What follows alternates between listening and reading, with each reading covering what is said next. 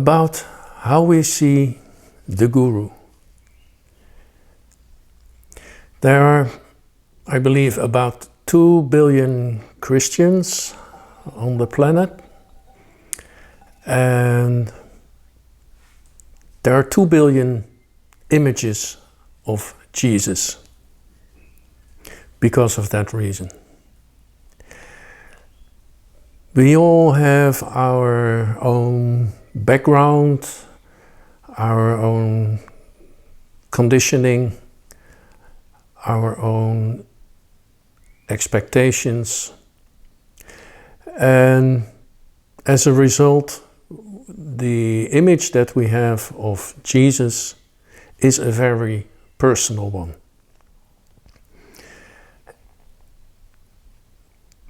We know that some Christians see Jesus as a social revolutionary, and some see him as the Son of God who came to earth to give us a clean slate and paid for this with his blood. He sacrificed his life for us, for our sins. Some see him as an apocalyptic prophet, and everything in between. Now, because Yogananda lived in modern times, and because we have so many writings of his, and we have his talks and pictures and even movies,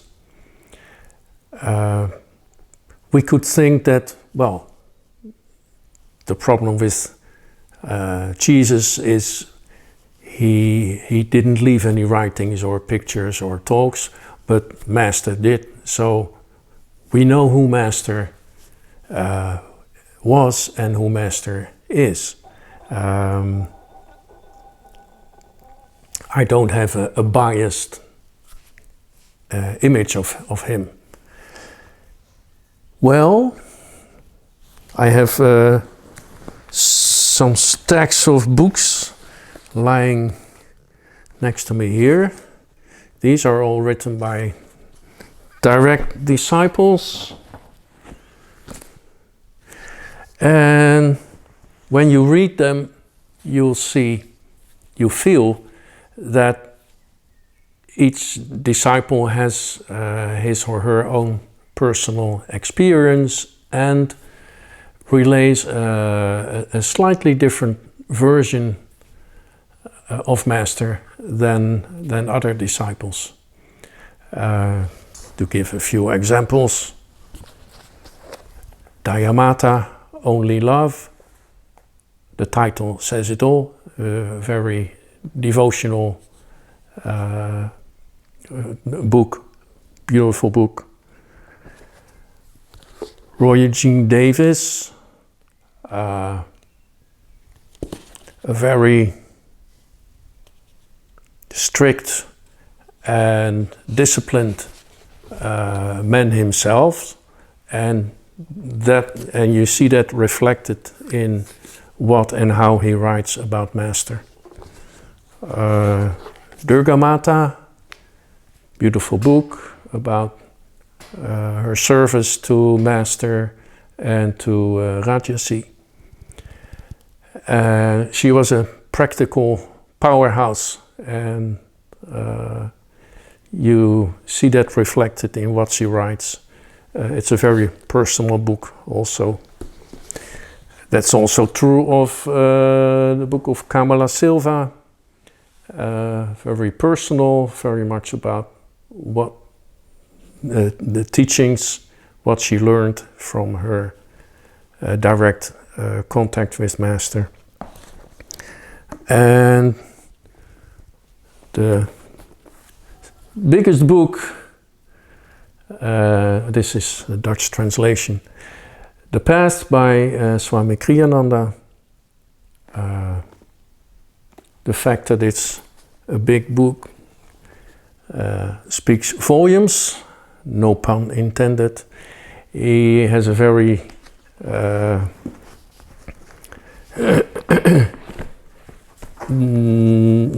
integrated and comprehensive view of masters and masters' teachings, and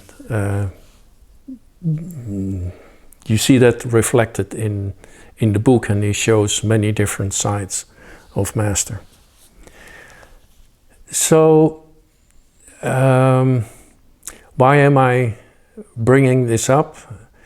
Because in my own personal experience, I see that my image of master has evolved through the years, and there have been moments in time when I was sort of hesitant to let go of an old image and to accept, to sort of modify it, adjust it, as a result of either things I read or as a result of my personal experience and hopefully development. Because we are human beings, and we tend to like things that we know, and we create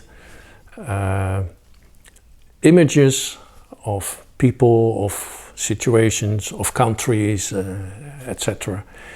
And that's helpful because it gives us security and direction, and we know what's what and where's what.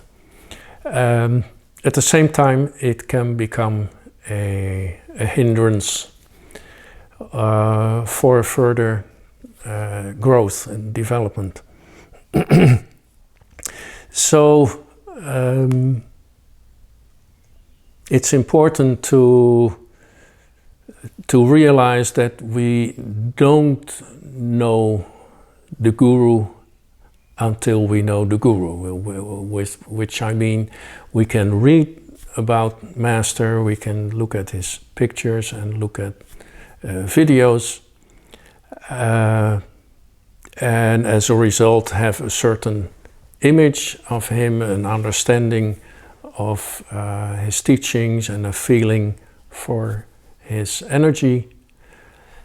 But in the end, the real Guru is what we experience, and that is beyond image and beyond words, and beyond all the stories we hear from direct disciples, instructive and wonderful and inspiring as they are.